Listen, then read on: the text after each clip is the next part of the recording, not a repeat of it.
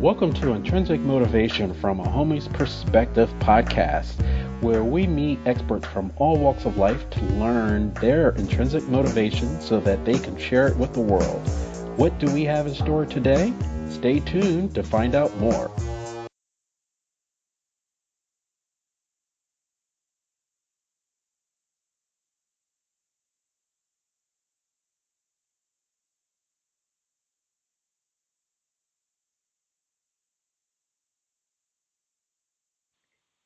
Good morning, good evening, good afternoon, everybody out there in podcast land. This is another episode of Intrinsic Motivation from a Homie's Perspective. This is Hamza. And I am David. And today we have the pleasure of speaking with Dr. Robin Burke. And I like to paint a scenario that happened not too long ago before she jumps on. For those that were watching the news and had somewhat of a panic globally. The people in Hawaii had gotten their phones pinged with an official message saying that the island was about to be struck by a nuclear missile. I mean, what do you do when you get a text like that? And so a lot of people were uncertain, and they kind of just stood there or prayed and didn't really have a plan in place. And hopefully that was an isolated incident. And if there is somewhat similar incidents that will happen in the future, we have experts like Dr. Robin Burke that can actually help us with disaster preparedness. So without further ado, we can get into her credentials and all that as we speak with her. But I'd like to introduce Dr. Robin Burke to the podcast. Welcome. Thank you. It's good to be here. Yes. Absolutely. We love when we have people with that expertise from all walks of life, but for you, especially in these uncertain times, I think it behooves us to speak with people like you that have been in the trenches, not just using the example in Hawaii, but many times beforehand. Would you agree? I would, and I will tell you I have a real passion for this topic. Wow. Yeah, it sounds funny, to have a real passion for, something as prosaic as emergency prep and stuff. And it's not because I want to live in a bunker. I do have a nice social life, so I don't want to go live in a bunker. But what some research over the last decade has shown is that if we take certain modest steps in our own lives and in our communities, it can really reduce significantly the impact of all kinds of disasters. Now, I agree with you, and before we get started, I do have to say that, and many people listening to the podcast know some of my history, but I worked with, as I was telling you before we started recording, I worked with an architecture firm here in Atlanta. Well, they're a global firm, and we did a lot of CDC work, we did a lot of NIH work. And at the time, in the late 90s, when speaking to a lot of entities around the country, both in the government and the private sector and university sector, and talking about emergency prep, they were like, we had an isolated incident in 95, there's nothing really to worry about. And then when 9/11 happened, our business kind of mushroomed because we were seen as experts in helping people establish plans for emergency prep. So if I'm shaking my head a lot, it's because I definitely agree with what you're going to say and having a backup plan in case of uncertainty that should happen in the future. Indeed. And if I may, I'll share with our audience just a little bit of what that research showed so that the tips that I'm going to offer make sense.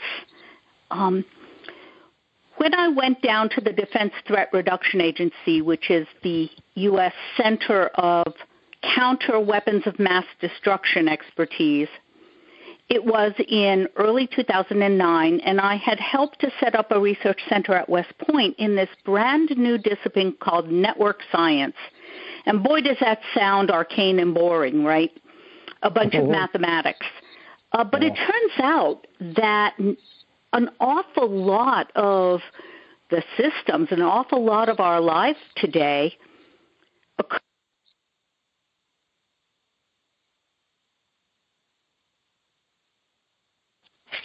Hello?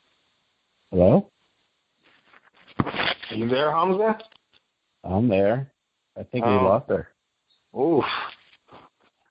I hope we didn't. The Black Suits didn't come and get her. Oh my gosh. Yeah, that's how. So what should you do when you get a strange knock on the door? Oh my gosh. Well, let's see if she calls back in. Oh my God. Yeah, I think she'll come in and we could fill some of the space because I know she's talking. It sounds like she's going to go into some computation, and when you talk about network science, they're probably looking at probabilities of something happening. So I don't want to step on her toes too much about where she's going, but I think that might be where she's going. Okay. When I had joined before I had joined you guys, I think I walked in on you guys talking about an incident that happened in California. You want to talk a little bit about that before she comes back on? Oh, yeah. She had mentioned that when, her husband, with their experience in California and they experienced the earthquake in Coalinga. So I said, oh, we have something in common. I was there in California when that earthquake happened too. She's like, oh, so that's what we were just kind of talking about, that earthquake. What year was that? 80s. I asked her that. She said she thought 84, 85, and then of course they had the other one in 89. And I was like, yeah, if you live in California, born and raised, you're going to have experienced earthquakes. Just kind of, it's kind of like probably Florida. If you live there, you got to have to deal with hurricanes. So absolutely. Midwest, tornadoes. So every kind of region's got their thing they got to deal with. Now, every time when they talk about preparation, and you're saying if you live in these areas, you should prepare for it, and you should know, but a lot of people don't. Like, they're like, it won't. Like I mentioned before when I was talking about prospects, they were like, yeah, that happened. I was isolated. It won't happen again. Yeah. But you were in the 84 and 89 earthquake. Were you in any others? Oh, yeah. I mean, my whole life growing up, just periodically, you don't know when they're coming, so you're just going about life, and all of a sudden, bam, it just happens. There's no warning. It's not like a hurricane or a tornado where you get some kind of warning. There's no warning. Hi, this is Robin back again. We thought you got snapped. Talk about a timely issue. We just lost power in the Northeast storm. But I had my cell phone here. It took me a moment, but I did have a backup system at hand. Wow. Of course you did, Dr. Burke.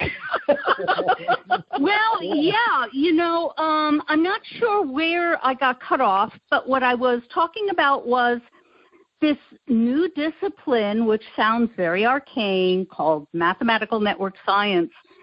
And where it really comes from is that so much of our lives and our world are made up of complex systems with lots and lots of connections in them. The internet, using credit cards, those are pretty obvious examples, infrastructure. But the same thing is true of the environment. It's even true and especially true of societies, communities and societies.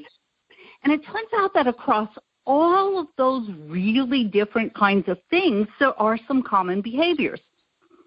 Depending on how the elements in the system are connected with one another, sometimes a network will be pretty resilient even against a fair amount of damage. In other cases, even a little bit of damage can cause what's called a cascade, a waterfall of successive damage. You can think of an avalanche where a skier lands at the top of the mountain, maybe by helicopter, and a little bit of snow gets dislodged and it starts tumbling down. And if conditions are just right or just wrong, what you'll end up with is tons of snow falling down into the valley. The same thing can happen in all these other systems. And so I got really interested in understanding when that can happen, and more importantly, what can we do about it to keep it from happening to ourselves? So Wired magazine did an article in, I think, 2010 called The Mathematics of Averting the Next Network Disaster. And just about all of the research that was in that article were things that were funded by the program I ran for the federal government because to counter weapons of mass destruction, you have to understand the impacts of damage to the systems that we rely on. And the world is very different than it was 30 years ago. 30 years ago, none of us walked around with portable computers with radios on them that we call smartphones. And it's now the case that there are over 200 computer chips, electronic type chips in most new cars. So things like a burst of energy from a nuclear weapon that's exploded high in the air that can damage electronics, the impact of such an attack is much different than it would have been 30 years ago. Yeah. And we wanted to understand those effects, So we did. It's still a very new discipline, but there were some really important insights that came out of it that have me passionate about coming out and talking to people to encourage people to take a few steps in emergency prep. And here's the basic, sort of boiling it all down. The basic idea is this. In these complex systems, a certain amount of damage can be absorbed, and life goes on as if nothing had happened. I mean, you think about the Internet, the web, the World Wide Web. You get rid of my websites, and nobody's going to notice. You get rid of Amazon, or you get rid of Google, and now it's a different matter, right? So that's pretty obvious. That's pretty obvious that the things that are sort of have lots of connections, that have a big presence, if you damage those, you've got a problem. Well, one of the things that we discovered, and it's mentioned in that Wired article, one of the things we discovered is that sometimes even what appears to be minor damage can end up in an avalanche of problems. And this happened in 2003 in Italy, just a few days after the coalition of various countries entered Iraq, and some of them had staged through Italy. And within less than 24 hours, about 2/3 of the country lost all power and internet. So what would you imagine? What would your first guess be had happened there? Everybody thought. Go ahead. What time of day was it when it happened? It was just an ordinary working day. Also in the middle of the day, okay. Yeah, and everybody thought terrorism, right? Yeah. That it was a terror attack of one sort, either by somebody sympathetic to Iraq and its causes, or maybe by the Red Brigades feeling their oats again after years of being dormant. People looked. They looked and looked and looked, and they simply could find no evidence that there was an attack like that. So it was a mystery.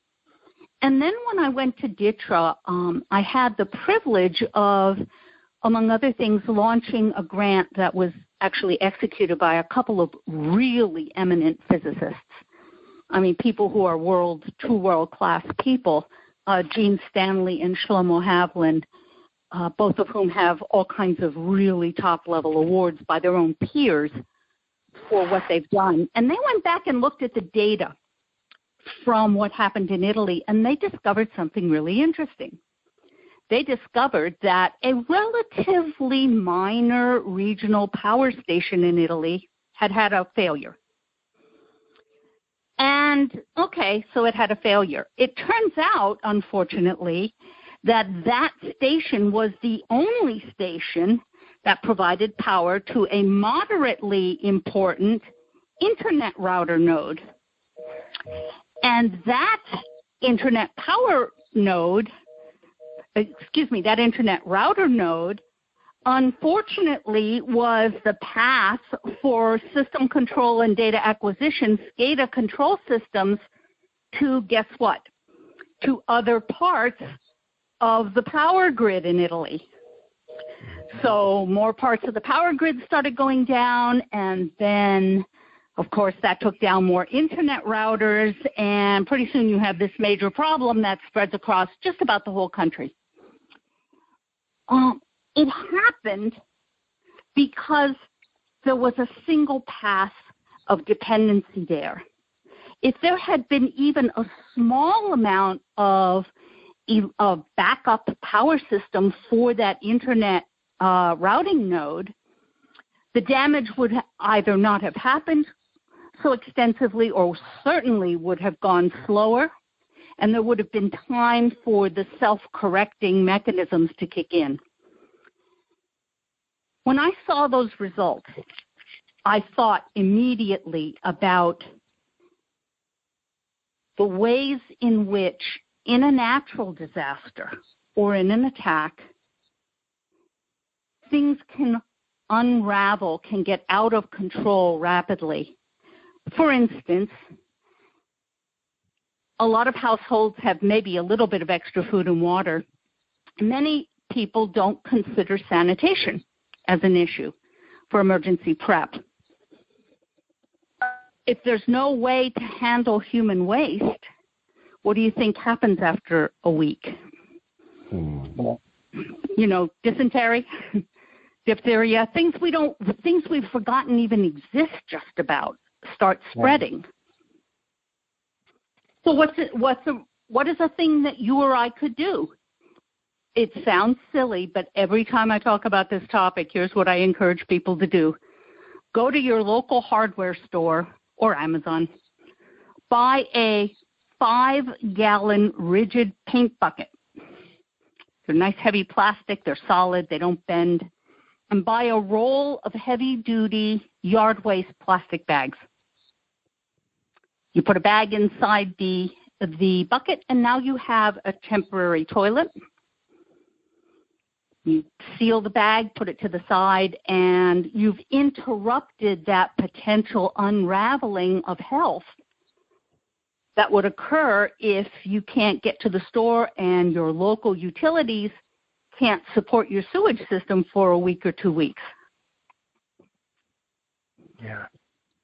You know, so here's the deal. It turns out that taking care of our own emergency prep is one of the biggest gifts we can give to our community. It's not just for us. It's not putting on a conspiracy hat and getting into a bunker with 5 years' worth of freeze-dried food and a gazillion amounts of guns and ammo. It's saying that we can prevent that unraveling if we ourselves are a little better prepared. Isn't that cool? Yeah. You know, it's amazing that on the one hand, we take these very complex systems, very powerful systems for granted, and we've become very dependent on them, and we just expect they will always be there. Yeah. And if we think about the potential that they might fall apart, we tend to say, well, what could I do? You know, I'm just one person. What can I do? And the answer is that if you make yourself resilient, if you have some emergency prep, then what you're doing is preventing the spread of further damage. And if you want to see what it looks like when that doesn't happen, consider Puerto Rico after Hurricane Maria. Mm-hmm. We have an example right in front of us. Yeah.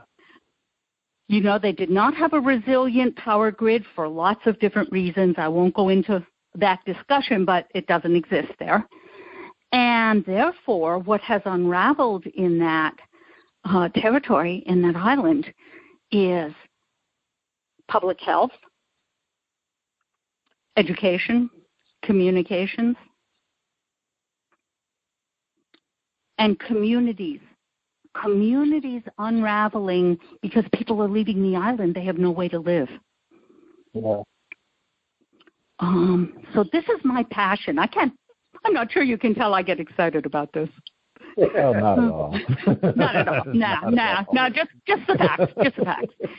Well, let me ask you, Dr. Burke. So, I don't know, when I say this, I know David's going to laugh too, and you're probably going to laugh as well, especially since you're in the middle of a nor'easter with the weather out there. Here in Atlanta, the city always shuts down when we have less than an inch of snow. So when you talk about emergency prep, I wanted to get your take on country mouse versus city mouse, because those in the outskirts outside of the metropolitan areas, they always seem, maybe just a generalization, but they seem like they have a greater resiliency and there's more preparedness than our city mouse counterparts. Well, I think on the one hand they have to, and on the other hand, the city makes it so easy not to until things fall apart. You know, I grew up in a small blue-collar town. I grew up right on the edge of really serious poverty. Not quite in it, but right on the edge of it. And there were a lot of small family farms and other things in our area. You know, when I grew up, we hunted and fished mostly to put food on the table. You know, it was a supplement to our food. I had friends whose mothers worked as store clerks or something, and, you know, they would have steak once in a while and stuff like that. I never had that. I grew up eating trout and venison, you know, and pheasant. And it wasn't until later, and I found myself at a business dinner in Manhattan one night, and there was a venison on the menu, and one plate with 3 tiny little pieces of venison was more than my family's food bill for a week used to be. That I kind of stepped back and reassessed my upbringing, you know. Maybe we were poor in some ways, but not in others. And you know, what that taught me, it was tough in some ways, but what that taught me is there's more than one way to reach a goal. You know, you can have a little garden. You can hunt or fish. You can be prepared to do some things for yourself. You can share clothes. In a town near me here in New York's Mid-Hudson, there's an energetic mother who coordinates cleat sharing for kids who are trying to do sports in school. Because the things like the cleat shoes, the kids outgrow, and I don't know, sometimes they outgrow them in a month or two. They're expensive. Yeah. You know, so they have set up just a regular thing where if you're willing to donate them, you put them out there. And, you know, if they have some that fit your kid, great, take them. That's the kind of thing I grew up with. And in cities, it's a little bit different. I've lived in Los Angeles. I've lived in Silicon Valley. I've lived multiple times around Washington, D.C. And now I'm not far from Manhattan. And, you know, in cities, as a defense, if nothing else, people tend to shut themselves off from most people around them because it's just overwhelming. I mean, if you really walk down the street in lower Manhattan and try to smile and nod at everybody who passes you, I don't know about you, but I get sensory overload pretty quickly. It's just, there's just so much going on. But there's also so much convenience. Most of my friends who've lived in Manhattan or lived in Brooklyn, they don't cook very often. There are so many restaurants around them, and their apartment is so small that they either have food delivered or they go to the local, you know, a deli or someplace nearby for most of their meals. Whereas people in the country may very well not be able to afford such things, not have them close by. But on the other hand, they have skills like making their own bread or making large pots of stew and freezing some of it. That's one of the things that I do. When I cook things like stew, I often cook a lot more than my small household needs, and I freeze some of it. So if we lose power, as I just did, all I have to do is defrost it. And there's canned goods that you can use for that, too. There are lots of ways to accomplish that. But right now in my house, my family could go for 2 weeks or more, really closer to 3, without going to a store for food, even if we can't cook. For me, I consider that a huge luxury. We couldn't afford that much extra food when I was a kid, right? But it's also an intentional choice on my part, because if my family stays healthy, is fed, if I've thought about how to stay warm and dry, how to deal with sanitation, then among other things, I'm in a better position to help my neighbors. And as it happens, I have a neighbor who's not very far, does not live too far from me, who is a retired nurse. I know about zilch beyond really basic first aid prep, but she's pretty knowledgeable. She doesn't know much about computers. We can share. We can trade.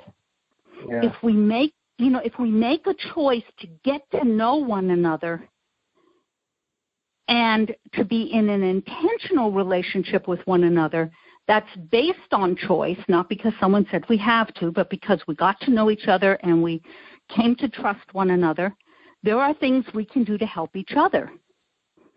I'm hopeless with most tools, although I grew up in a blue-collar house where, we did a lot of our own maintenance and stuff. I've got a neighbor who's a carpenter. If I were home alone, if I didn't have my husband here or he's on travel for his job and a major storm comes, my neighbor could help me put plywood up on my windows, and chances are he's got a couple sheets hanging around. So that's the way in which we extend past our immediate personal prep to really make our communities more resilient in the face of God knows what comes down the pike, because stuff is going to come down the pike. If it isn't people doing crazy things, it's going to be weather doing crazy things. So, the first step is to not be a point of failure by doing things like making sure we can handle sanitation and food and have medicine around, have, basic first aid skills, that sort of thing. Then the next step is to reach out and weave those community relationships, build additional ties to people in your extended community, and do so not just because you like the same music or you're the same age, but because in situations like this, you can help one another. And this is a case where 1 + 1 = 3 or 4 or 5, not just 2. Because the magnifying effect of doing that for each other is huge. And the more people do this, the more the community and the society thrive, the more the economy bounces back from that hit. You name it, whatever the side effect is from these disasters, the more that we take care of ourselves and form these relationships, the less likely the chance of all of these sort of cascading collapses that are possible actually coming to pass. I like to say, the airlines get it right. Put on your own oxygen mask first. That's putting your own prep together, but then help others. And that's the reaching out with the relationships. It reminds me, as we were talking about the airport, where, it was one of those, our flight delayed, and this happens a lot. So, we're at the bar, and I'm speaking to a disaster prep guy, and he had gone around the world. He was there for Katrina. He was there for, I want to say, Chernobyl. And as you were talking about community relationships, he had used 2 examples, and I think it was in New York somewhere, where they were 2 separate occasions, but there were 2 apartment complexes, and they both had a major fire. And in apartment A, there was minimal damage, no one died. And in the second apartment, there was multiple deaths and there was multiple damage. And so with everything being equal, economics and everything else, what he pointed out was those in the group A, they knew each other. They knew, grandma on the first floor or, it's her cat and all this. They had great relationships, whereas in apartment B, everyone kind of kept to themselves, and as a result, pretty much lost everything. Yes. So I definitely echo what you're saying about community relationships. And my question is, it makes me think of we used to laugh about the 9/11 babies, meaning that after 9/11 happened, everybody was like, free love, we're going to live life right and do the things we want. And, all the babies that were born 9 months later because you didn't have these artificial barriers anymore. Like, I got to wait till I get to whatever, fill in the blank. And yes. The reason why I bring it up is after, like, that crucial period goes away, everybody kind of goes back into their own bubble. So what are some tips that we could do to kind of keep the momentum and keep relationships going during the quiet time as opposed to just being reactive when something major happens? Well, I think it goes to intrinsic motivation, truly. In a little book that I published last year called Check Your Connections, How to Thrive in an Uncertain World, I lay out a simple process by which people can decide where to put their focus to solve any goal. And I use as one of the two examples that are threaded through the book, a young couple, have 2 small kids, mother-in-law living in the house, who want to do some emergency prep but just get overwhelmed with all the choices and the decisions and don't know how to move forward. That happens a lot, I think. And so it's nice to say in theory, well, go ahead and get yourself prepared and go make relationships. But when you try to translate that into actions, that takes a little more thought. And it truly can feel like it's just too much. And if you live a busy life, you have a family, you have a job, you have a limited budget. I don't know about you, but I'm in much better financial shape than I was as a child, but I have a budget. I have limitations. I'm not going to go into the Poconos or some similar place and build a retreat from the entire world in case the zombies come, and there are some wealthy people who have done that. So how do we get started? And I lay out in this book a simple process, but you have to work the process. It starts with saying, what resources do I have right now? What do I know how to do? What physical things do I do? What tools do I do? Do I have? What relationships do I have? And it also says, okay, so what are the basic functions associated with what I'm trying to accomplish, in this case, emergency prep? Well, you need food, you need water, you need sanitation, you need some way to communicate, you need some sources of knowledge about how to do some things. Depending on where you are in the country, it may be very important to have sources of heat. Let's just work with those. So suppose you took some sticky notes and you wrote your different resources down on individual stickies. And you go to a whiteboard or a big piece of cardboard or just a wall, and you make a sticky for each of those functions, and then you start grouping your resource stickies around the functions. Which functions do those resources support? So I have right now about 30 gallons of drinkable water in 5-gallon jugs for a household of 3 people and 2 dogs. That is adequate for 2 weeks of drinking water, a little bit of small washing. I happen to have a source of non-drinkable water that's much larger that I could use for bathing if I had to in an emergency. So I start looking at that, and then when you draw these maps, I call them resource maps because you'll draw lines on your cardboard or, well, not on your wall ideally, on your whiteboard that show which functions your resources support. And you step back and say, okay, which of those functions are not particularly well supported?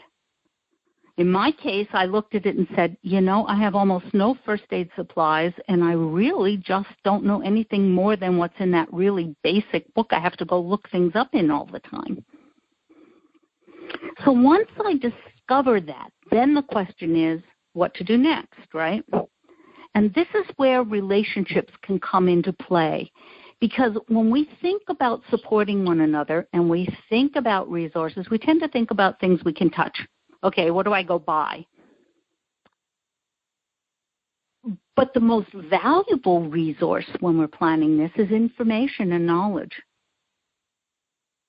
I don't necessarily need to rely on my neighbor, the nurse, to come and bandage wounds if we have a problem here in an emergency, although I'd be grateful if she did.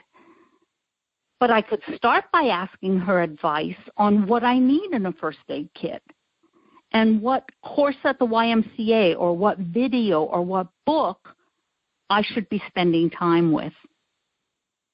If she would share that with me, it would be a tremendous gift. And I'm motivated to learn because when she gives me those skills now, I have a new resource that makes me more resilient and puts me in a better position to help other people around me. So this issue of reaching out and forming intentional relationships in order to make ourselves individually and as a community more resilient, it goes to how do we really honor what these other people can bring to a joint relationship? When you realize that there are things that would be important for your survival, your well-being, people in your household, and that you don't have them, then there's a motivation to reach out and find people who can help you understand, if nothing else, just help you understand what next steps you should take. You know, how much should I spend on a first aid kit in my circumstances? How much is too much? How much is not enough? Why? So I'm motivated to learn those things because I took time to step back and look at where I am and realize that this was an area where I was particularly vulnerable. And similarly, as other people get to know me a little bit or just go looking for someone who has my skills, they can find me and they'll be motivated because there are some things I might be able to help with. Here in Atlanta, in what was it, David? December, we had one of those, and it was the first time it actually snowed in December for like a generation, and so. Oh gosh. Yeah, we had trees down. It was you know, in our own world a little crazy, but one shining light was Nextdoor, or what's it called? I think it's called Nextdoor.com, and we used that heavily where everyone knew, like, this part of the neighborhood had electricity or this part of the neighborhood didn't have electricity or this person that was this age needed help. And so while we were charging our phones in the car, we were still able to kind of stay connected and see what was happening in the neighborhood. Do you guys use like a Nextdoor or something similar online where everyone in the community is in touch with what's going on? I haven't done so here where I'm living, in part because I'm in a more spread out exurban area. Okay. So with me, it's telephones and personal networks. I've certainly used other apps for other kinds of connecting. But that's a great resource, an absolutely great resource, and I'm really glad to hear about it. I'll make a point of letting other people know about it when I talk on this topic again, because everything we can use to find information that connects us in these ways is 100% valuable. Yeah. I also, sorry, go ahead, David. No, I was just real quick. I was going to ask Robin, you mentioned earlier when Italy had lost all its power and how that came about. Do you know how long they were down and out before they got, everything got running again? I don't remember. It wasn't too very long, I think. Part of the way in which the Internet has cascading failures is the way that web searches, the Internet protocols themselves work. So the techies who look at these things will realize that the Internet is what's called is based on what are called packet switched protocols That is, ways of dividing up information into small packets, like stuffing a big book a few pages at a time into envelopes, and addressing those envelopes, except that electronic copies are virtually free. And so what the Internet software does is it takes multiple copies of that and it sends it out and to all of the servers it knows around and says, hey, do you know how to send this on? Do you know how to get this to the destination? Well, an inherent part of that is that if it doesn't get an answer yes back at some point, it tries again and again and again. You see the avalanche effect? Yeah. You know, and in fact, some not so nice people have exploited that to create what are called denial of services attacks and distributed denial of services attacks. They'll deliberately pound Internet routers and servers with requests that are going to cause that problem and basically clog the whole thing up. It would be like deliberately causing a major traffic jam in a key intersection in downtown Atlanta and making it impossible for anybody to move during rush hour. So you know, that was part of what was going on in Italy, and it took a while to clear all those cars clogged in the Internet intersections, as it were. I remember, as you were talking about packets, it makes me remember when Google shut down in, I want to say it was March of 2009. Do you remember when that happened? Yes, actually I do. I'm not remembering the cause, though. Do you remember? Absolutely. So tell me about it. Sure. In March 2009, you know, everyone's kind of going amongst their lives or whatever and doing searches in Twitter, and Google shut down. And so in 2009, it was really interesting because, you know, Google had a relationship with Twitter, so anything that was happening on Twitter would show up on Google. And even that, when Google froze, they were like, well, what happened? Is it an attack? And what happened was that was when Michael Jackson died. And when Michael Jackson died, everyone, I mean, this global phenomenon, right? So everyone's doing searches, and Google thought it was an attack. They actually shut down. Wow. There was an interesting, for sure. There was a somewhat related thing that almost happened during the Arab Spring. A colleague friend of mine was particularly focused on how social media and email was being used by people in the middle of the Arab Spring uprisings in several countries to report what was going on, to report when someone was killed, to report where forces were, to report, you know, what the different sides were, where they were, and how they were clashing with one another. Well, she did a study, a retrospective study. They captured a great deal of that, and they did a study on it, and what they found was that about 3/4 of the information that was being passed around was totally bogus. Because you're in the heat of chaos, you're in the heat of, oh my God, right? And people want to pass that along in case somebody else needs to know. And they don't take time, or they don't have a way to filter it out. The 10% that was accurate was just amazing. It was our only window into a whole lot of different issues, including when security forces came in and massacred protesters, right? But the other 80 or 90% just totally flooded the information channels in people's minds.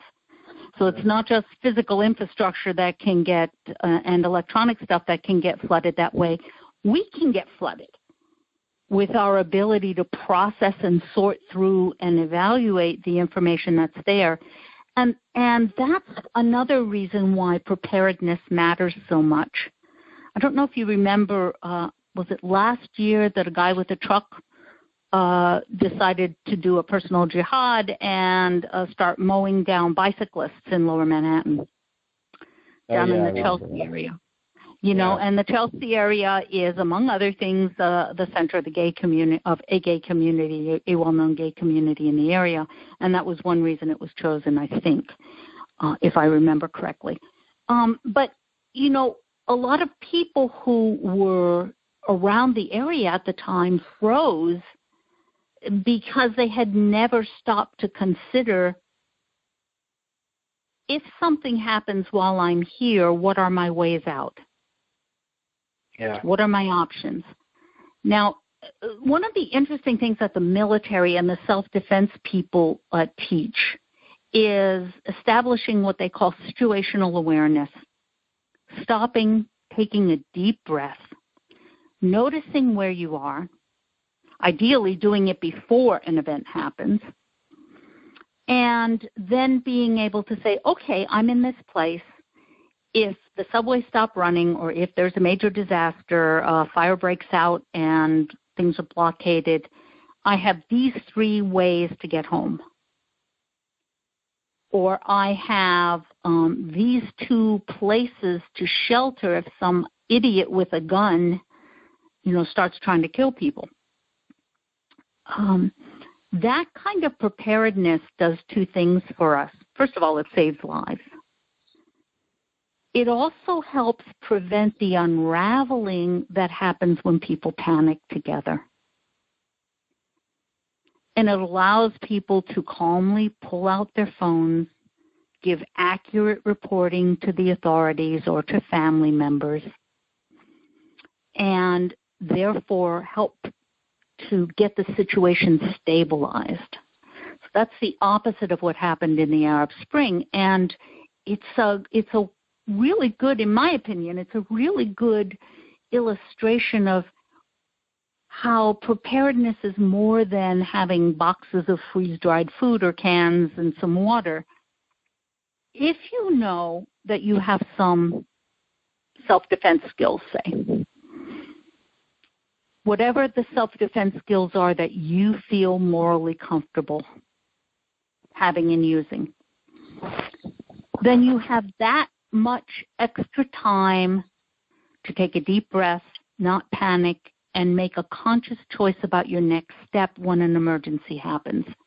And if you can do that, you might even be in a position to help some other people as well. So I am one of those people who does own a handgun, and I know how to use it, and I'm very responsible with it. I don't necessarily believe everyone should have one. I think it depends a great deal on where you live and what kinds of things you do and who you are, and whether you're willing to put the investment into learning how to use it accurately and very responsively and without panicking. I grew up in a family that hunted and fished, so some of that came to me as a child. Other people don't want to touch one, and I really understand that. But even if you simply know that you're in good physical shape and can jog away from a problem, or if you have basic street self-defense skills, it just goes such a long way to preventing this, again, cascade or avalanche of panic that hits during emergencies and disasters of all sorts. So PrEP is a lot more than putting boxes in some place. And we're not talking about, honestly, we're honestly not talking about building bunkers and, you know, storing 50,000 rounds of ammunition or, 6 years worth of freeze-dried food or whatever else in it. If people want to do that, that's fine. But I meet an awful lot of people who think that that's the only PrEP option they really have, and so they don't want to go there and they do nothing. And my mission right now, the thing that I'm really passionate about, is to tell people there are other choices, and there are choices that are socially responsible. There are choices that are relatively inexpensive. No matter what your budget is, you can certainly meet your neighbors, get to know people, figure out what things you specifically, especially need to augment your own resources, and go looking and talking to people who know about those things. I have a question about situational awareness. So last month, was February, so Valentine's Day. We had a lot of relationship coaches on, and they were talking about, in the bedroom and what have you, you may have a safe word or what have you. So I'm going to just ask you that for situational awareness as well. Like if something happens and you're out publicly, do you and your family have something similar, like there's a safe word or there's a word that only the family knows that, hey, you need to be on high alert? We haven't done that in specific, although it's a very good idea. But I can tell you a story about 9/11 because my family was involved. On 9/11/2001, I was in our home. We had moved up to the Mid-Hudson Valley, about 75 miles or so north of Lower Manhattan, and I was rehabbing a badly damaged knee. So I had done a little bit of stretching in the morning, and I was achy, and I hated the exercises. So I turned on the TV just to distract myself while I did my physical therapy exercises, and I saw the second plane hit the Twin Towers. And I realized at that moment that our young adult daughter, was working in Lower Manhattan that day. In fact, it turns out she was working about half a block from the Twin Towers. So I did what any mother would do, right? I got on the cell phone. I got on the phone, and I went to call her on the cell phone, and what I got was, all circuits are busy. Mm-hmm. Okay, so I take a deep breath, and I try again. All circuits are busy. We could not reach her by phone for 36 hours. We're 75 miles away, and we cannot reach our daughter, for 36 hours.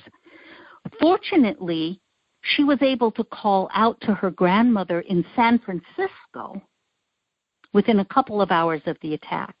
And so we heard indirectly that she was fine. We didn't actually get to speak with her for a day and a half. So we had arranged that, if there's an emergency and we're separated, make sure extended family knows and they'll get the message back to us. Yeah, good idea. And that incident was part of what set me off when I found out about network science later, got me really interested in supporting that new discipline. Because way back, and here I'm dating myself, guys, way back in the 1970s, I wrote one of the first Internet protocol software stacks in Silicon Valley. So I know how the Internet works, and I know how cell phones work technically, how the cell system works. And it got me really curious. Why was it that she could call 3,000 miles away, 3,000 miles away, but couldn't call 75 miles away? And the answer is that about 3/4 of the people who were in Lower Manhattan that day live and work north and east of the city. And so that's where the communications lines were totally flooded, just overwhelmed, right? Nobody was really trying to call the West Coast much, so once my daughter managed to get through to a cell tower, it wasn't very hard for that call to get routed out to the West Coast. And that was after she had trudged all the way north to a bridge, across the bridge, and down to Brooklyn in total shock, weary, hungry, covered with soot, and everything else you can imagine. It was a really scary day. But it was also an interesting day because when she told us about that walk, that long, grueling walk, and nobody knew what was happening, nobody knew what was going to come next, she told me about cases where there was a guy who was clearly in good physical shape, who actually carried an older woman across a major bridge. I mean, that was just an incredible gift, right? He had invested in being prepared physically, and he was able to do that. There were people who shared what water they had in a bag, bottle of water or a protein bar, or just encouragement. There were a lot of people who shared clothes because it got chilly, and people rushed out of their buildings trying to stay alive, and some of them didn't grab their coats. It really got me thinking about this whole issue. So when I heard that there was this new discipline called network science, I said, it's late in my career. I'm not going to start a new research thread of my own, but I can certainly support this by setting up a research center, by running a grant program for a while. And then I did go on to lead some research teams that applied network science to some national security and other issues. But, you know, we live in this incredible world. It's just amazing. I go online, and within 30 seconds, I've ordered something from around the world, and it's going to be at my house in 2 days. Yeah. You know, it's just breathtaking. But underneath that are these vulnerabilities precisely because we've become so dependent on all these interconnected systems. And that's what the incident in Italy showed. That's what Eugene Stanley and Shlomo Havlin and their very prestigious team found. They found that it was at the places of interdependence between multiple systems that things can get really, really vulnerable and fragile if we don't take care to have backups. Yeah. There was a connection and interdependence between the Internet and the power systems in both directions, because the power systems relied on the Internet for their control signals to come, the SCADA systems. That's new. 20 years ago, SCADA was something you did locally, that technicians did locally. It wasn't something you did over the Internet remotely. So in creating all of this convenience and this sophistication, we have also created some potential vulnerabilities that are very serious. The good news is having just a few backups can go a long way to softening the impact of any damage that happens. Yeah. Yeah. Any other questions, David? No, I was just going to say to Robin, I completely agree. I was in the grocery business for like 20 years. And, oh, wow. New Mexico, and of all places up in Santa Fe, which is like 7,000 feet. So, every winter we get some pretty heavy snows. And, I was, delivering to a lot of the grocery stores and whatnot. But when they got those snows real bad, they didn't get their stuff for a few days. Man, those stores went empty quick. Yeah. And I'm there, so I'm seeing it, but I tell people, you don't realize how fragile that system is. It's like, you go into the store and everything's stocked, all the shelves and everything looks nice. And, people are there in the middle of the night preparing that. So when you come into the store and it opens, everything looks good. But I'm telling you right now, they get trucks every single day. And if that just stopped for a few days, that store is going to be gutted like that. Yep. Yep. So now let's take that a step further. I mentioned electromagnetic pulse damage, EMP. EMP is a power surge that can come through the air as a result of a nuclear explosion. We know it happens. We also know that a lot of electronics are vulnerable to this, and that's why we have power surges on our computers, right? If there's a major storm and your computer's plugged directly into the wall and there's a power surge because the line goes down, it can fry your computer. Well, imagine what would happen if an EMP attack fried the electronics in a bunch of trucks and cars and communication systems in the Central Valley of California. Central Valley of California still, even after there were environmental changes that made it much harder for farmers to get water, it still supplies a large chunk of the fresh produce in the United States. Those trucks cannot pick and deliver produce. Communications are down. What do you think is going to happen within a couple of days on the East Coast? Yep. Right. So that's one of the side effects of these wonderful, sophisticated, complex systems that we've built, that the effects of damage can not only be big from small events, but they can be distant. It used to be that if you went to war was something that happened in a place, right? And it's a horrible thing But if it wasn't in your place, you would not necessarily be directly affected by it. Maybe indirectly, economically, and so on, but not directly. Today, a cyber attack that takes down capabilities at one end of a continent can affect people at the other end of the continent very, very quickly. Yeah. But the good news, again, is that with some backups, we can go a long way to softening and limiting that kind of second and third order side effects. And I'll bet you knew that. I'm sorry, I forget which of you just said you worked in the grocery business.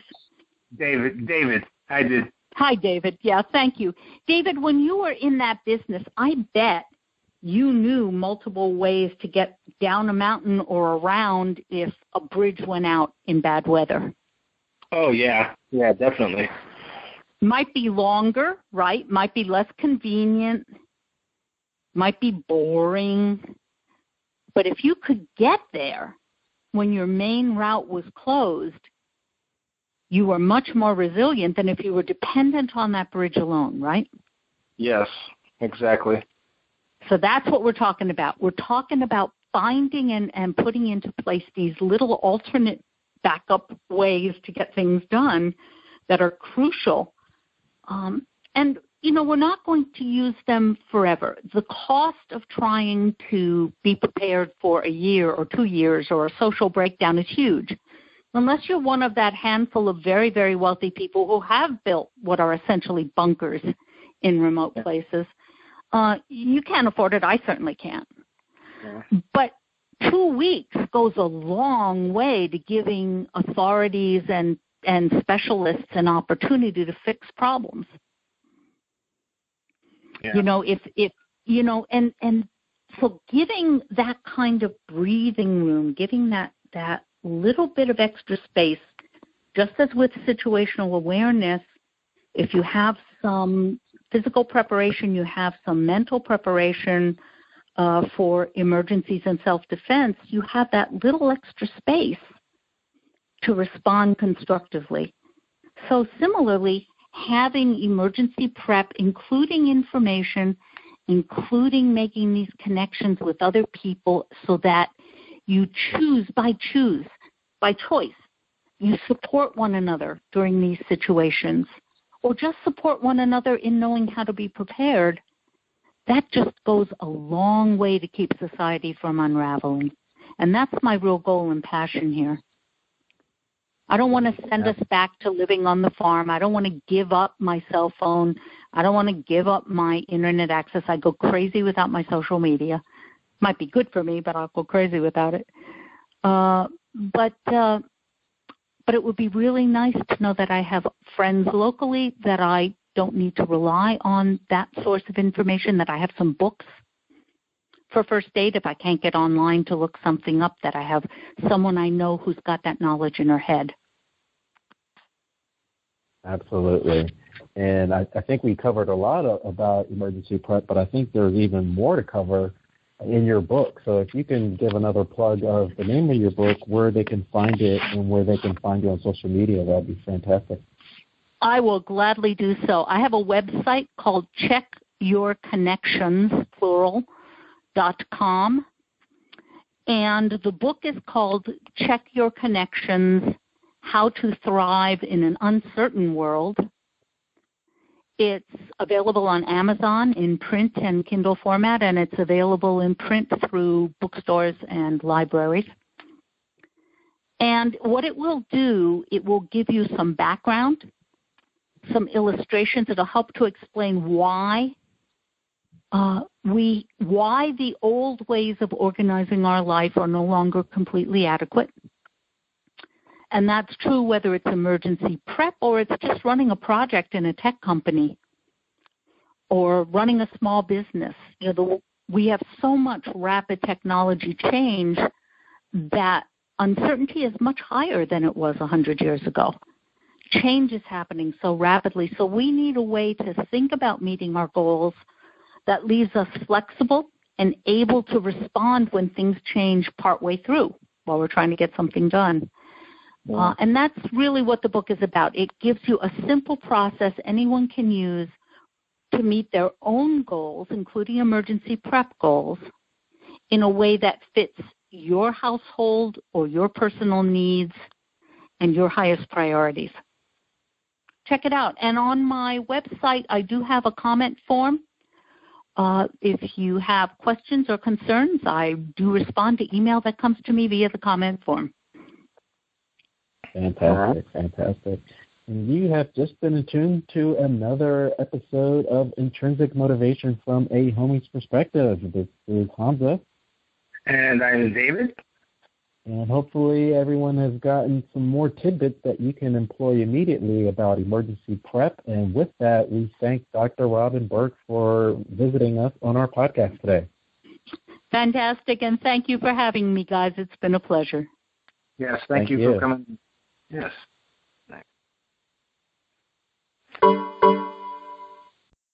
Listen to Intrinsic Motivation from a Homie's Perspective on Radio Public. It's a free, easy-to-use app that helps listeners like you find and support shows like ours. When you listen to our show on Radio Public, we receive direct financial support every time you hear an episode. Experience our show in Radio Public today by listening to the show link in our episode notes, and thank you for listening. Thanks again for checking out another episode of Intrinsic Motivation from a Homie's Perspective podcast. Please check us out on our website at intrinsicmotivation.life, where you can click on the Speak Pipe button and leave any suggestions for future podcasts that you'd like us to cover. Also, check us out on our social media sites. We have a YouTube channel, Facebook page, iTunes podcast, in addition to Stitcher and Google Play, all under Intrinsic Motivation from a Homie's Perspective. Check you out next time. Have a great day.